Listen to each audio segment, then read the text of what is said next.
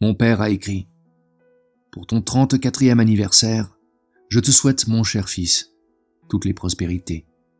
Que le Seigneur Tout-Puissant te donne le succès, la paix de l'âme et la santé. » Le succès, ça ne se refuse pas, me dis-je, et la santé, tu l'as, Dieu soit loué.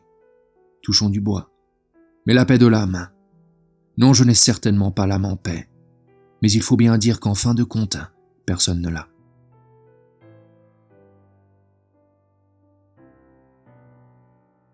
Que ce serait bien si le faux et le boiteux se neutralisaient mutuellement. Mais ils ne le font pas. Ils avancent bras dessus, bras dessous, en beuglant des paroles creuses.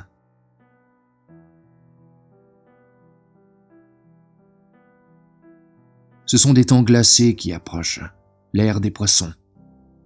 Des poissons. Oh, je ne suis qu'un astrologue amateur, mais la Terre entre dans le signe des poissons. Alors, l'âme des hommes deviendra impassible comme la face d'un poisson.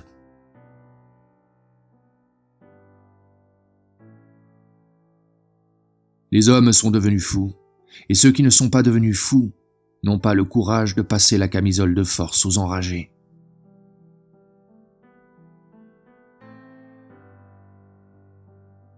Étrange, je crois au diable, mais pas au bon Dieu. Vraiment pas. Je ne sais pas. Si je sais, je ne veux pas croire en lui. Non, je ne veux pas. C'est mon libre arbitre. Et la seule liberté qui me reste, le droit de croire ou ne pas croire. Mais officiellement, bien sûr, faire comme si.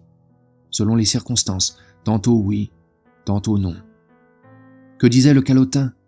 Le métier du prêtre consiste à préparer l'homme à la mort, car lorsque l'homme n'a plus peur de mourir, sa vie en est allégée. Ce n'est pas ça qui lui remplira le ventre. De cette vie de misère et de contradiction, disait le Calotin, seule nous sauve la grâce divine et la foi en la révélation. Faux fuyants. Nous sommes châtiés et ne savons pourquoi. Demande à ceux qui nous gouvernent. Et que disait encore le Calotin? Dieu est ce qu'il y a de plus terrible au monde. Exact. Charmantes étaient les pensées qui traversaient mon cœur. Elles venaient de la tête, se paraient de sentiments, dansaient en s'effleurant à peine. Un noble bal, du beau monde, la haute société. Les couples tournaient sous la lune. La lâcheté avec la vertu, le mensonge avec la droiture, la bassesse avec la force, la sournoiserie avec la hardiesse. Seule la raison n'avait pas de cavalier. Elle avait pris sa cuite, était à présent pleine de remords et sanglotait en hoquetant « Je suis stupide, je suis stupide ». Elle vomit tripes et boyaux, mais on dansait dessus sans s'en soucier.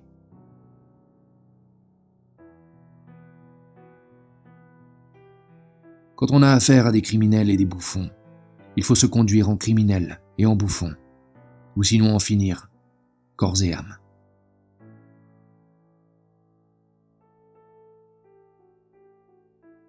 Quand l'obéissance seule est permise, la vérité s'en va et le mensonge arrive. Le mensonge, père de tous les péchés.